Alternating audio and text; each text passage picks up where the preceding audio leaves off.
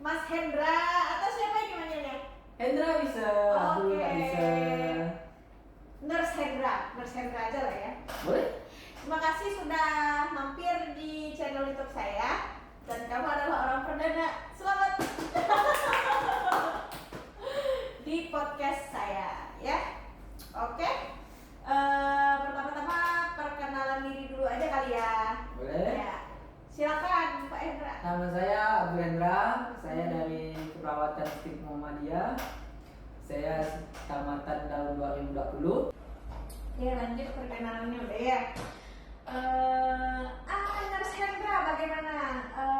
Kenapa tertarik untuk kuliah, terus belajar dan bekerja dalam dunia keperawatan sehingga menjadi nurse? Oke, awalnya tuh memang nggak tertarik sih ya, paksaan orang tua. Awalnya tuh memang maunya di Untan. Kuliahnya? Kuliahnya mau di Untan. Cita-citanya? Cita-citanya memang sebenarnya mau jadi arsitektur. Memang udah lancang dah dari SMA. Cuman orang tua itu nggak setuju. Di Untan, tiba-tiba disuruh masuk logistik, ya nggak lulus. Tiba-tiba lulus kan, dalam perseiring jalannya waktu dapat 3 semester, dilihat-lihat, oh ini bagus untuk kedepannya. Bisa membantu orang-orang yang tidak mampu. Tertariknya di situ. Setelah itu saya berpikir lagi, oh ini bagus buat orang tua itu, memang maksudnya ada tujuannya juga untuk ke depan. Gitu. Jadi awalnya tidak pernah bercita-cita untuk menjadi perawat sebenarnya. Tidak. Kayaknya jadi arsitek dan kuliahnya di Untan memang udah ada terus karena orang tua memaksa masuk, ya udah kamu kesini aja Stik Muhammadiyah. Pada saat itu Stik, namanya sekarang kan berubah menjadi ITS kan. Menjalani 3 semester itu barulah mendapatkan sebuah filosofi bahwa wah mulia banget ya jadi perawatnya gitu. Wih, keren sekali abangku. Bisa membantu. Iya, karena tidak bisa semua orang itu jatuh cinta pada tempat yang salah, nggak bisa kan? Dan juga ya jatuh cinta pada iya kan? Iya. Ibaratnya tersesat di jalan yang benar gitu ya. Jadi semakin mendalami malah semakin suka. Makin suka. Dari itu udah niat memang udah lah kayak spek untuk ke depan baik.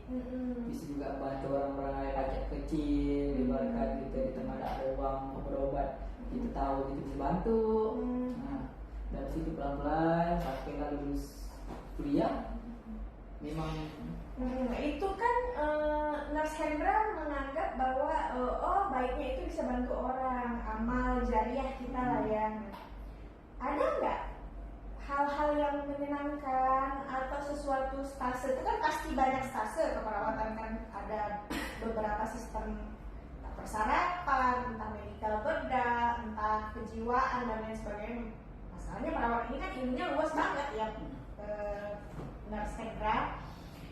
Yang menurut Nurse Hendra paling menyenangkan dan berkesan gitu pas kita turun lapangan.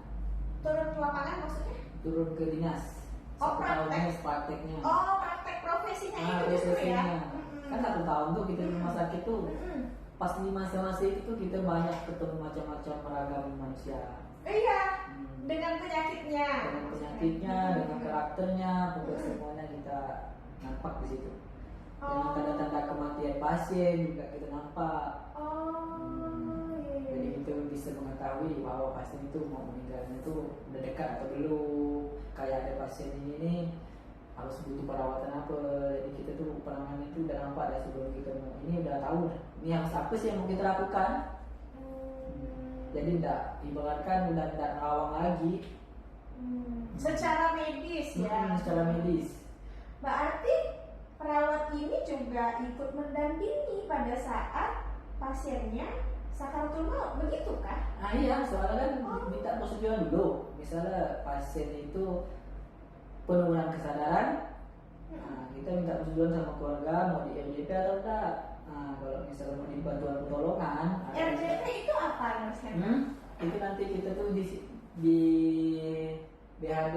Jadi ujung-ujungnya tuh kita pompa di bagian oh dada iya untuk respon jantung jantung lagi. oh gitu kayak pertolongan pertama ya.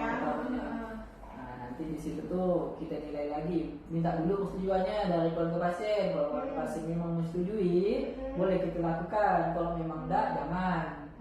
Ya karena kan kita harus ada itu konsennya. Kalau memang keluarga pasien boleh, kita lakukan itu. Nah kalau memang pertolongannya bisa dibantu, ya kita lakukan. Kalau memang udah nggak bisa ya udah. Keren juga ya.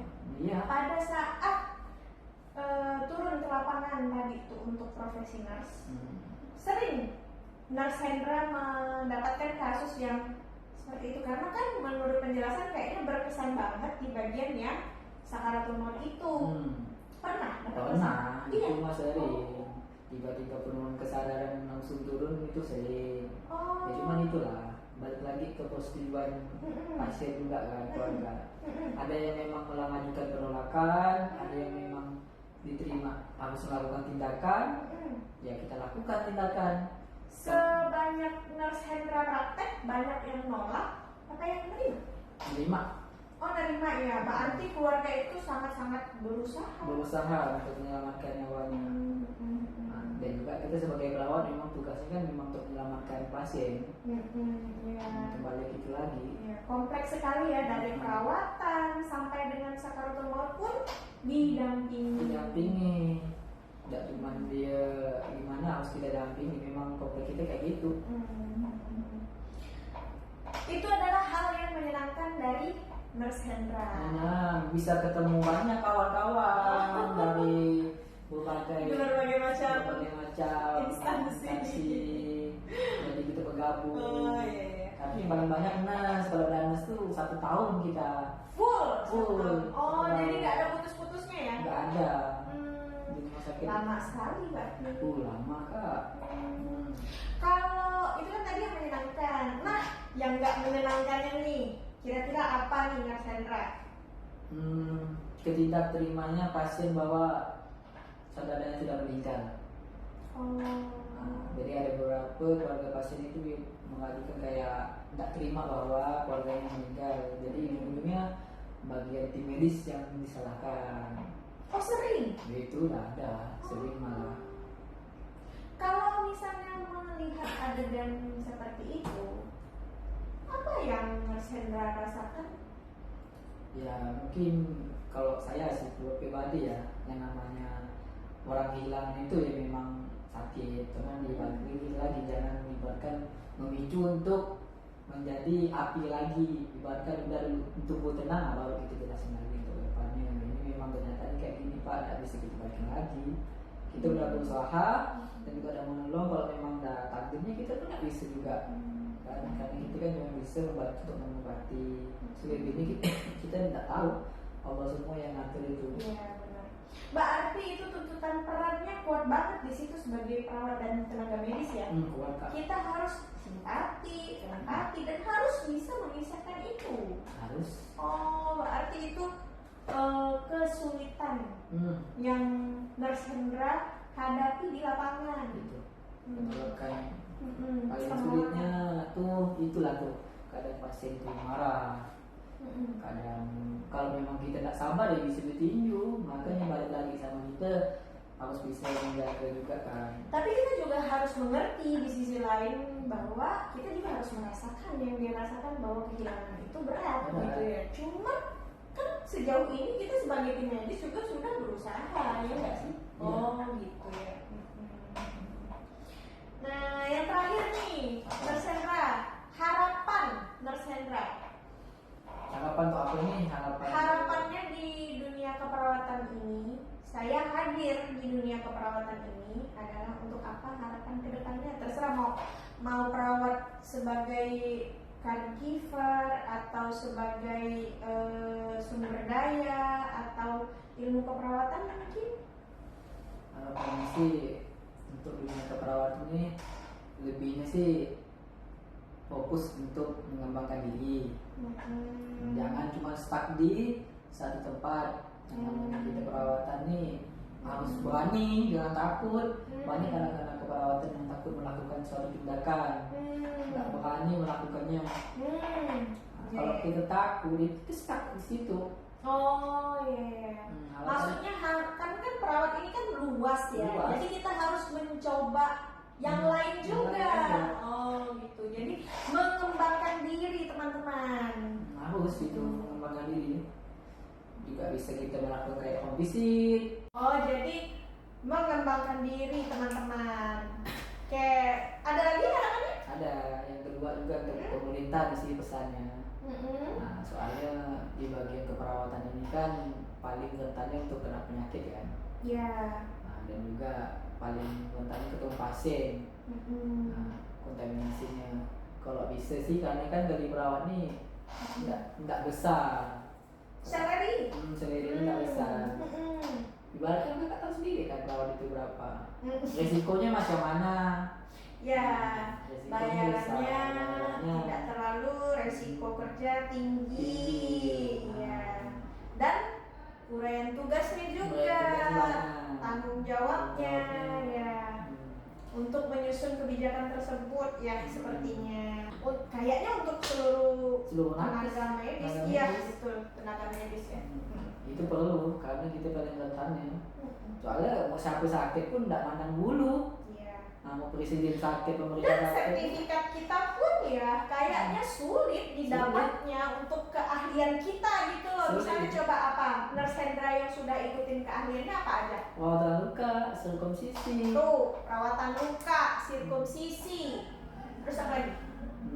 BPJS juga ada. BPJS. Iya. Berapa kisaran biaya untuk kompetensi tersebut didapatkan?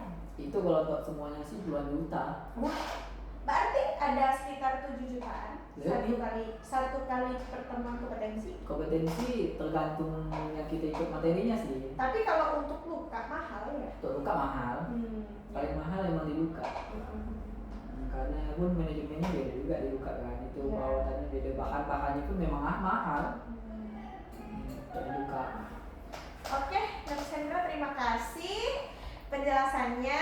Terima kasih teman-teman. Kalau misalnya kamu suka dengan konten saya, silakan like, comment, and share. Jangan lupa ya. Jangan lupa. Ya, terima kasih Nurse Hendra.